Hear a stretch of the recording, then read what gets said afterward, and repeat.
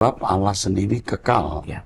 Dan manusia itu anak-anak Allah. Kalau bapaknya kekal, anaknya juga kekal. Kesadaran ini tidak pernah hilang. Mau bentuk tubuhnya model gemuk, kurus, mau seperti gula siapa begitu, seperti apa, nggak jadi masalah. Yang penting kesadarannya abadi.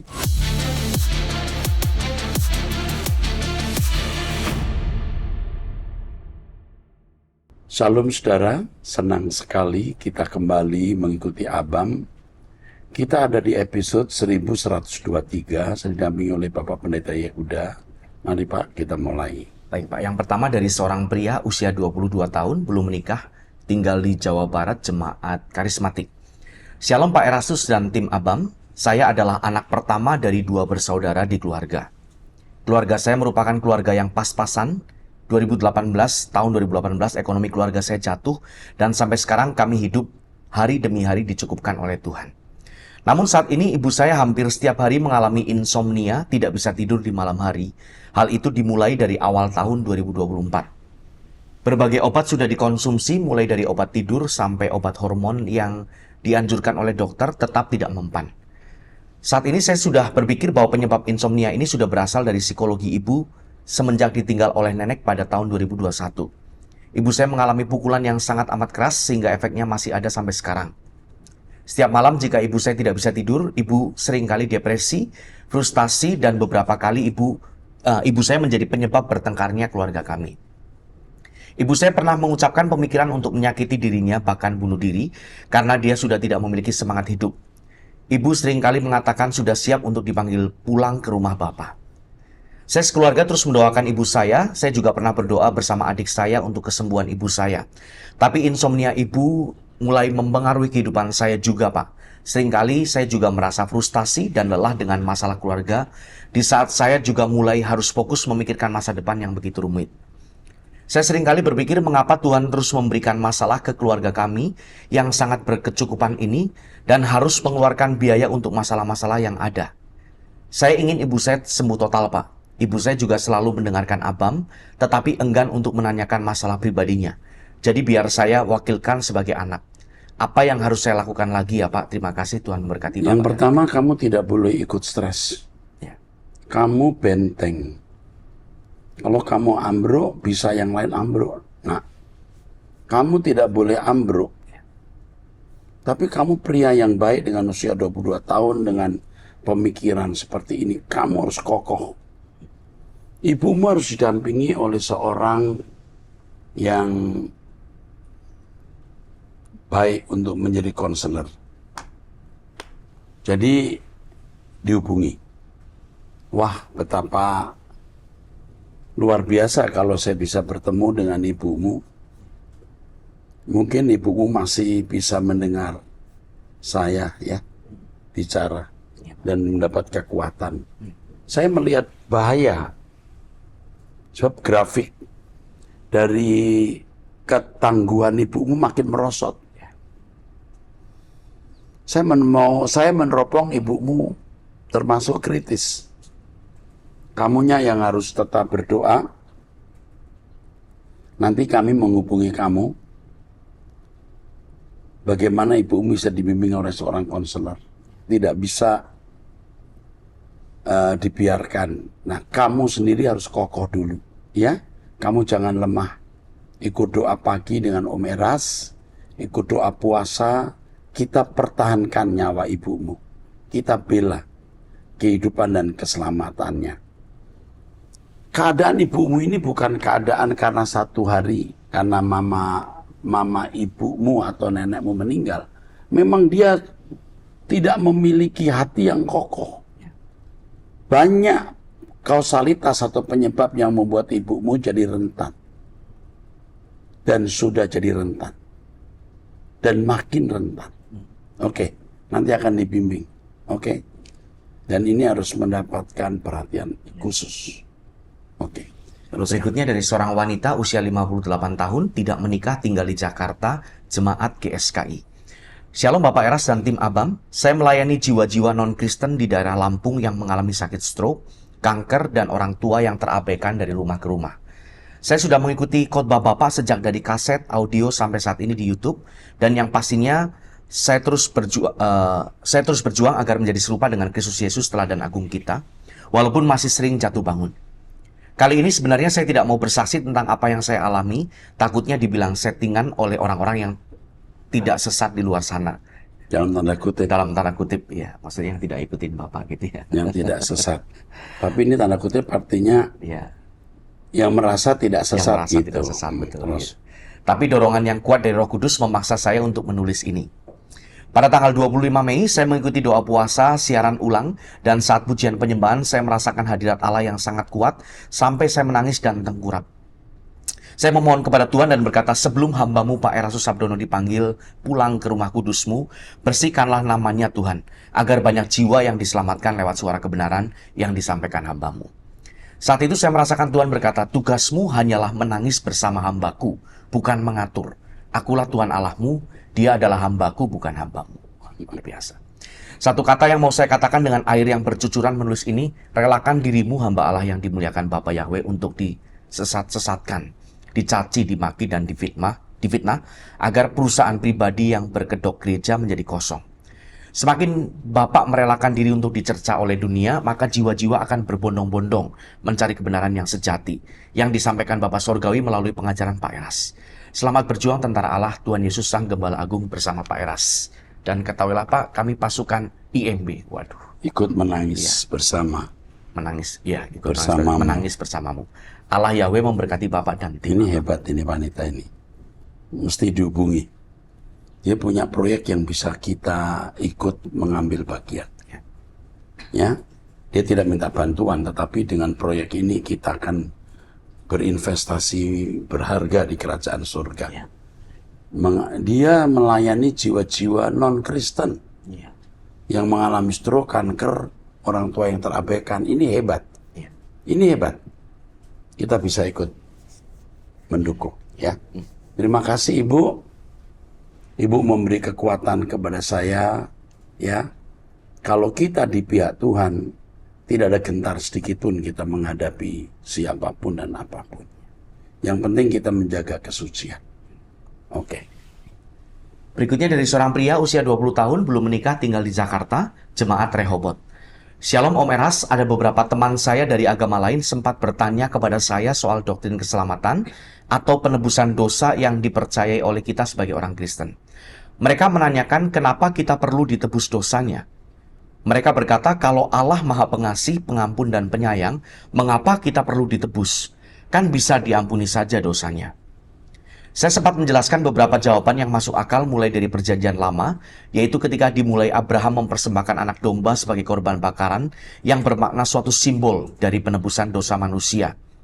Lalu mereka bertanya, mengapa harus Yesus yang mati jadi korban menggantikan manusia? Lalu mereka bertanya satu hal yang diambil dari ayat ini Om, Yohanes 13 ayat 27. Dan sesudah Yudas menerima roti itu, ia kerasukan iblis. Maka Yesus berkata kepadanya, apa yang hendak kau perbuat, perbuatlah dengan segera. Karena ayat ini mereka berkesimpulan kalau iblis berjasa atas keselamatan manusia, dan ada juga yang bertanya, kalau seandainya murid-murid saat itu atau imam saat itu tidak jadi menyerahkan Yesus atau tidak mau menyalibkan Yesus, apakah tidak ada yang namanya penebusan dosa?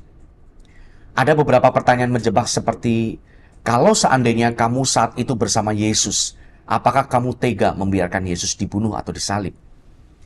Kalau memang kita sayang Yesus, pasti kita berusaha mencegah. Akan tetapi otomatis tidak ada penebusan dosa. Ini seperti pertanyaan paradoks tapi menjebak. Bagaimana cara menjawabnya ya Om? Maaf bila pertanyaan saya membingungkan. Ini nggak membingungkan, pertanyaan bagus sekali dan saya bisa menjawab. Cuma perlu waktu panjang. Ya. Yang pertama, kamu jangan berharap orang menerima jawaban setajam, sejelas, sesempurna apapun. Ya. Sebab kalau orang sudah punya premis, dia tidak akan mudah menerima. Itulah sebabnya kita itu sebenarnya tidak bisa menilai agama lain dari kacamata kita yang tidak mempelajari agama itu. Yang pertama bahwa kenapa Allah tidak mengampuni orang dengan memberi pengampunan begitu saja? Karena Allah itu Allah yang punya tatanan. Setiap dosa yang dilakukan seseorang itu harus menerima upah imbalan. Betul? Iya. Ia harus menuai apa yang dia tabur. Iya. Ini prinsip keadilan, azas keadilan. Nah, Adam berbuat dosa, harus ada yang memikul dosa Adam. Dan yang memikul harusnya pribadi yang tidak berdosa. Maka dilahirkan Adam kedua, Yesus. Kalau Yesus juga berdosa, dia tidak bisa menebus. Itu jelas. Ya. Jadi Allah punya tatanan.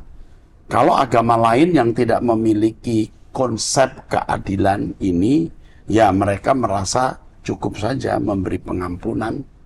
Tuhan beri pengampunan tanpa ada tatanan. Jelas nggak Pak? Jelas. Oke. Mengenai Yesus yang mati di kayu salib. Yudas menerima roti, ia kerasukan iblis. Nah, menjawab ini tidak bisa dihubungkan dengan karya keselamatan tanpa melihat peta lengkapnya. Iblis juga tahu kalau Yesus tidak mati di kayu salib, nggak ada pengampunan. Iblis juga tahu, maka iblis berusaha untuk menahan. Jangan sampai Yesus ke Yerusalem. Dia pakai Petrus untuk mencegah. Maka Yesus berkata kepada Petrus, "Enyah iblis." Jadi yang dilakukan oleh iblis itu mencegah Yesus ke Yerusalem. Tapi tidak bisa karena Yesus tetap ke Yerusalem. Setelah tidak bisa mencegah Yesus di Yerusalem, iblis harus berusaha Yesus menderita semenderita-menderitanya sampai mati. Maka Yesus sampai disiksa. Jadi Pilatus itu sebenarnya melepaskan Yesus dengan menyiksa dan mereka puas. Ternyata sudah disiksa, orang-orang Yahudi tidak puas, masih nekat mau disalib. Akhirnya Pilatus cuci tangan. Ya udah, saya nggak salah ya. Iblis masih punya harapan Yesus meragukan Allah Bapaknya di kayu salib. Di kayu salib itulah Yesus berjuang. Dimulai dari Taman Getsemani, di mana Yesus sempat berkata, "Kalau boleh saya jangan menderita." Itu dalam kegundah-gulaan yang luar biasa. Yesus menyatakan, "Sedih hatiku mau mati rasanya." Tapi puji Tuhan, Yesus mengakhiri dengan kalimat, "Bukan kehendakku yang jadi, tetapi kehendakmu." Lalu ada ayat yang mengatakan, "Inilah masa kegelapan." Nah ini sudah sekarang harus head to head lawan iblis dalam bentuk penderitaan. Yesus tahu ini paling berat. Sebenarnya iblis lebih senang Yesus tidak mau ke kayu salib. Tapi sekarang harus kayu salib, maka iblis membuat Yesus menderita semenderita-menderitanya. Tapi di kayu salib Yesus memenangkan pergumulan itu ketika berkata, "Eloi, Eloi lama sabatani." "Allahku, Allahku, mengapa kau tinggalkan aku?" Kalau setelah itu dia mengutuk Allah, gagal. Tapi Yesus mengakhiri dengan kalimat, "Ke dalam tanganmu kuserahkan rohku." Hal ini tidak bisa dijelaskan kepada orang bodoh. Orang Kristen pun ada yang tidak mengerti. Kepada orang bodoh, hal ini tidak bisa dijelaskan, apalagi kepada orang tolol. Lebih tidak bisa. Artinya orang bodoh sekali. Orang setengah pinter saja belum tentu mengerti. Jadi kamu kalau pinter, kamu mengerti. Dan kamu tahu itu. Kalau begitu iblis berjasa. Ya kalau dianggap berjasa silahkan kamu anggap berjasa. Kalau kita anggap itu bukan jasa, orang ini fight kan, fight head to head begitu. Tambahkan Pak, kalau mau ditambahkan. Ya sudah cukup lengkap sih Pak. Tapi yang penting jangan harap orang mengerti. Ya betul. Apalagi orang yang beragama lain. Orang Kristen saja belum tentu tahu hal ini. Ini tidak bisa dijelaskan kepada orang bodoh, apalagi yang sangat bodoh itu. Yang tadi saya bilang apa? Tolong. Itu, ya betul ya. Iya. Sangat bodoh, jadi nggak bisa ngerti. Orang setengah pintar aja nggak bisa, harus orang yang berhikmat dan rendah hati memahami hal ini. Jadi Yudas itu mendapatkan bisikan iblis karena dia memang dari sebelumnya suka mencuri. Ya. Dia temannya emang iblis. Bagaimana orang jahat seperti Yudas dibuat berjasa? Memang dia dasarnya cuma mau nyolong uang kan gitu. Ya. Oke, teruskan. Yang pertanyaan menjebak tadi Pak, apa mau dibahas? Yang mana? Yang seandainya kamu saat itu bersama Yesus, apakah kamu tega membiarkan Yesus dibunuh? Ini seperti kontradiksi. Pertanyaan yang berandai-andai itu bisa dijawab berandai-andai juga. Ya. Kalau waktu itu saya seperti Petrus, saya kabur juga kali. Karena takut menghadapi tentara Roma yang bawa pedang, algojo dan gladiator-gladiator hebat. Membela cara apa? Kecuali punya rudal atom baru bisa lawan mereka. Ya. Atau mungkin kalaupun lawan, berani lawan, nggak usah sampai 2 pukulan, 1 pukulan keok. Konyol kan? Ya.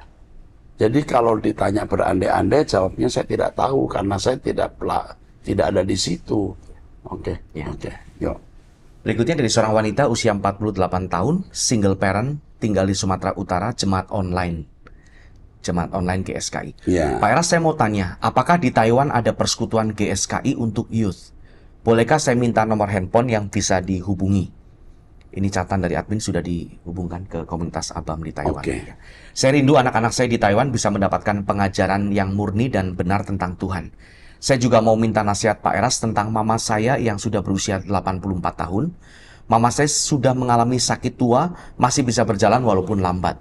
Sejak abang saya yang menjadi tulang punggung mama selama ini meninggal, kesehatan mental dan fisik mama sudah mulai drop. Mama sering merasa kesepian dan sudah tinggal bersama saya 3-4 bulan ini. Ketika saya melihat mama, saya sering khawatir karena mama masih duniawi, jauh dari Tuhan dan tidak berdoa. Mungkin karena selama 3 tahun mama sendiri dengan pembantu yang menjaganya. Saya juga kecewa karena anggota gereja, karena jarang sekali menjenguknya, bahkan hampir tidak pernah. Pak, kalau dilihat dari hidup kudus, mama masih jauh. Mama masih sering memikirkan uang dan minta uang saja, padahal selama tinggal dengan saya, apa yang mama mau beli, saya yang membayar. Dalam kurung pakai uang mama yang saya dipercayakan untuk simpan. Mama masih sering melihat orang-orang yang sudah meninggal. Kata mama di depannya ada anak-anak kecil, ada orang tua yang sering melihat dia, minta makanan karena lapar dan lain-lain. Ucapan mama juga jauh dari kata doa dan kata Tuhan. Bagaimana ya Pak cara membawa mama kembali kepada Tuhan? Kalau saya bacakan firman, dia kurang mengerti dan cenderung langsung mengantuk. Tapi kalau saya doa dan pujian, mama masih mau. Tapi hanya sebentar saja sudah mulai mengantuk.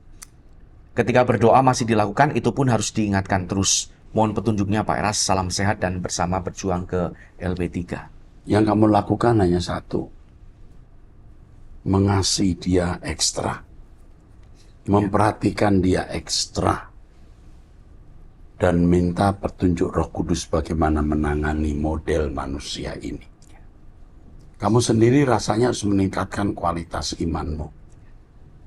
Ya, kamu doa setiap pagi bersama saya mendengarkan firman, ikut doa puasa, kualitas imanmu harus kuat, harus bagus baru kau bisa merubah mamamu.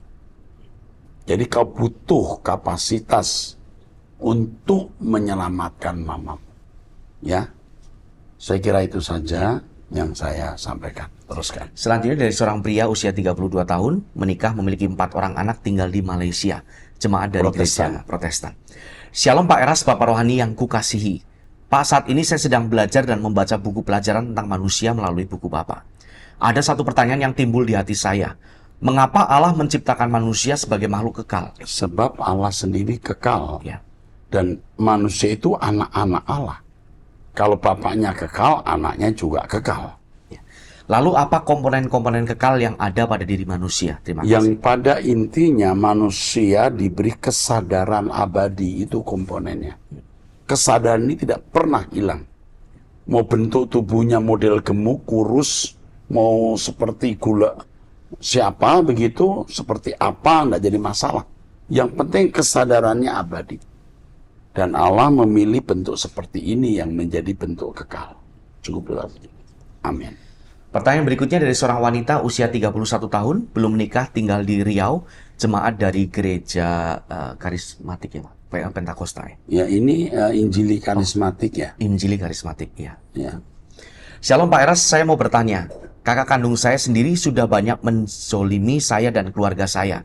Sekarang ini dia bekerja sama dengan orang lain untuk mengganggu hidup saya dan juga tidak ada habis-habisnya membuat hubungan saya dengan pasangan tidak baik sampai putus. Saya merasa sakit hati, kecewa dan ingin membalas perbuatannya itu. Saya sudah berdoa setiap hari minta Tuhan Yesus untuk mengajar saya agar dapat mengampuni dan mengasihi. Tapi setiap hari tidak ada habis-habisnya kakak kandung saya membuat kata-kata yang tidak pantas, menjelek-jelekan saya dan pasangan saya di status Facebook. Tolong Pak doakan saya dan minta bimbingan pencerahannya untuk saya.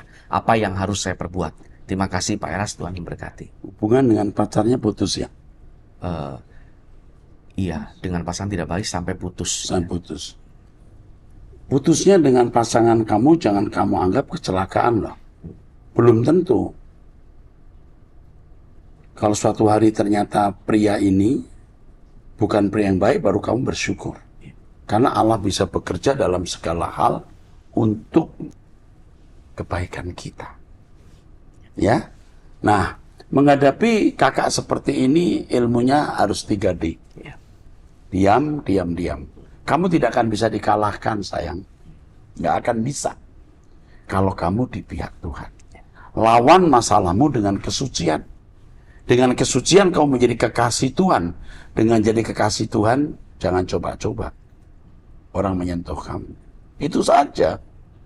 Kalau saya lihat dari cara kamu menulis, kamu ini belum matang. Kamu tidak dewasa. Kamu masih tergoda untuk membalas dendam. Walaupun sekarang ini kamu sudah balas dendam.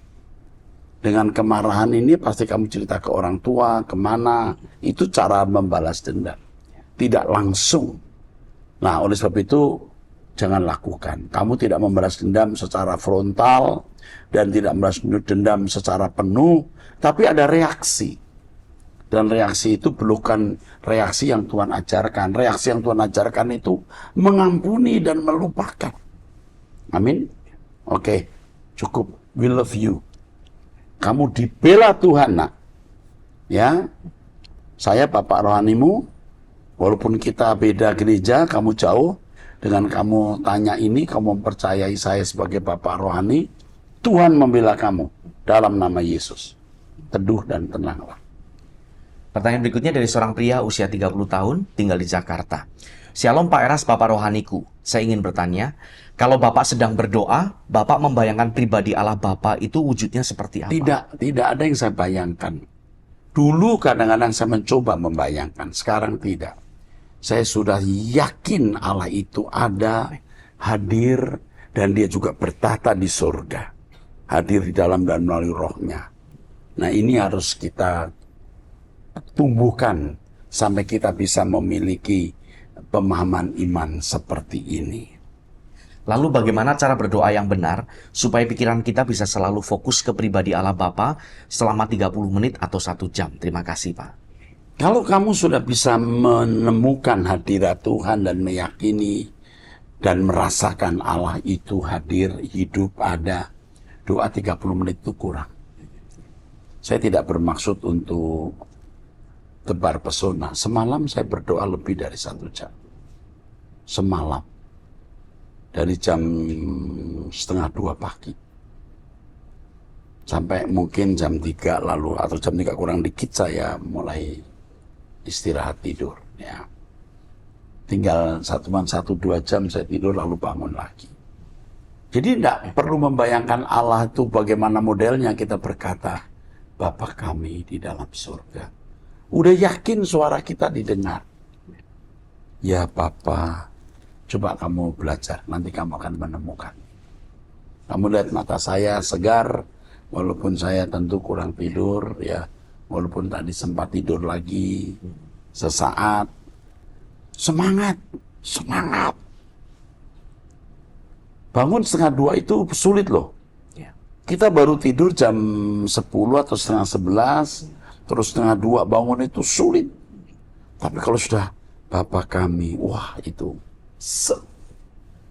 semua hilang. Kita pegang gitar, kita nyanyi. Dan tadi pagi saya nyanyi lagu itu. Beri aku tempat. Gitu. dalam hatimu. Itu sampai lagu yang engkau yang ku cinta, air mata kita. Ya, ada beberapa lagu lah yang saya nyanyikan, saya lupa ya. Begitu kira-kira. Oke, teruskan. Selanjutnya dari seorang wanita usia 51 tahun, menikah memiliki 1 orang anak tinggal di Jawa Tengah, jemaat dari gereja karismatik. Shalom Pak Eras terkasih dan tim Abam. Pak Eras, saya mendapat titipan pertanyaan dari anak saya seorang wanita usia 22 tahun.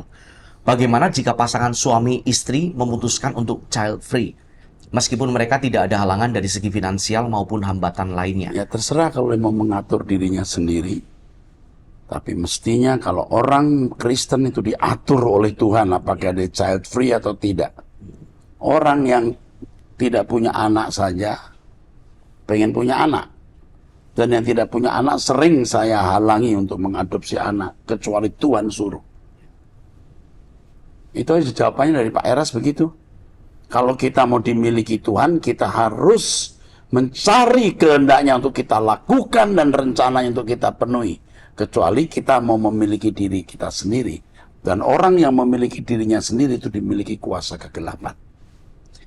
Pertanyaan dari seorang wanita usia 26 tahun, belum menikah, tinggal di Sumatera Utara, jemaat Protestan Kesukuan. Shalom Pak, saya mau minta saran.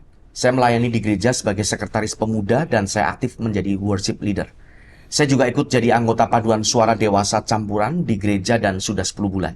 Karena saya ikut teman saya jadi anggota paduan suara tersebut. Semakin kesini saya merasa tidak puas jadi anggota paduan suara, saya merasa tidak sefrekuensi dan saya merasa fellowship di sana sangat dangkal. Jadi untuk ikut latihan paduan suara dan pelayanan ke gereja-gereja lain, juga saya tidak bergairah melakukannya. Saya rasanya ingin keluar tapi saya sungkan Pak, saya bingung juga alasannya apa. Mohon saran dari Bapak. Sering gereja paduan suara itu hanya untuk show. Sia-sia juga sih, bener. Lalu orang-orangnya nggak rohani. Lebih baik tidak ada dalam komunitas seperti itu. Apalagi kalau kamu sudah belajar suara kebenaran, ikut Abam, lalu mendengarkan kebenaran-kebenaran dari Abam. Kamu sering mendengar kebenaran dari Abam, lalu kumpul dengan orang-orang yang tema percakapannya, lalu kualitas percakapannya rendah, ya pasti kamu akan tidak nyaman. Sebaiknya kamu tidak ada di kelompok itu. Oke, saya kira cukup itu saja. Terus. Pertanyaan berikutnya dari seorang wanita usia 26 tahun, belum menikah, tinggal di Jakarta, jemaat GSKI. Shalom Pak Erasus, salam sejahtera. Saya ingin bertanya saat Bapak khotbah di doa puasa Jumat tanggal 28 Juni, Bapak mengatakan untuk tidak perlu melihat konten yang tidak perlu. Contoh konten-konten lucu di media sosial, berita soal artis dan lain-lain. Saya merasa sangat ditegur oleh Tuhan karena memang sebelum khotbah Bapak tersebut, saya sedang susah akhir-akhir ini untuk berhenti menonton konten yang tidak penting. Iya, itu mendistrak gitu, meracuni pikiran kita. Sekalinya saya nonton, jadi keterusan nonton ke yang lain. Saya pun juga pernah kan begitu. Rusak nanti roh kita. Bisa sampai berjam-jam. Iya, rusak. Makanya orang seperti ini jadi tidak cerdas. Perhatikan, tidak cerdas. Nggak ada untungnya. Setan itu membuat rusak pikiran kita. Terus. Setiap kali saya tergoda dan akhirnya memilih untuk nonton di gadget, malamnya saya langsung menangis minta ampun saat doa ke Tuhan dan bertekad buat besok tidak begitu lagi. Ibu-ibu saja kan nonton masak-masak itu ya. Toh dia juga nggak akan masak-masakan itu. Waktunya habis ke situ. Sia-sia. Atau mungkin bagaimana tukang mencabut paku. Ibu-ibu kok ngurusin paku loh. Terus. Tapi besoknya terulang lagi Pak hal yang sama. Sehingga itu menjadi cycle yang terus kejadian karena berkali. setan mendorong kamu buat itu. Saya sampai rasanya frustasi dan capek sekali dengan diri sendiri karena merasa kurang ajar ke Tuhan dan tidak taat. Bagus kalau kau bisa merasa kurang ajar. Kamu bagus. Kamu akan dilatih Tuhan. Kamu akan bisa melewatinya. Saya mau tanya Pak, apakah hal ini wajar dari pengalaman Bapak sendiri? Betul, persis saya sudah mengalami itu. Saya persis mengalami itu. Kan saya punya hobi juga, misalnya nonton tinju. Nah, dari dulu suka tinju, suka berkelahi-berkelahi. Jadi tertarik juga. Apalagi saya kenal petinju yang ini. Waduh, ini nggak pernah kalah nih. Saya pengen tahu di mana letak kalahnya dia. Jadi rusak saya, padahal saya nggak pernah jadi petinju. Terus. Saat Bapak berusaha untuk lepas, apakah ada periode di mana terus meleset untuk dosa yang Ya, sama itu? ada saatnya meleset juga, tapi Pokoknya punya komitmen. Maka saya tidak takut berjanji di hadapan Tuhan. Saya belenggu diri saya dengan janji-janji. Supaya saya terikat dengan Tuhan. Atau saya yang sudah terlalu keterlaluan ya Pak? Belum. Kalau sampai terus mengulang kesalahan yang sama berkali-kali sampai jadi cycle. Kamu kalau udah keterlaluan, kamu nggak nanya begini. Kamu belum keterlaluan. Nah. Terima kasih Pak untuk pencerahannya. Mohon maaf kalau agak panjang. Tuhan Yesus memberkati. Saya senang kalau suatu hari ketemu saya. Ya. Saya senang kalau suatu kali aku ketemu kamu. Kamu akan melayani Tuhan bersama saya, nak. Ya. Tuhan memberkati. Sampai jumpa di episode yang akan datang. Haleluya. Amin.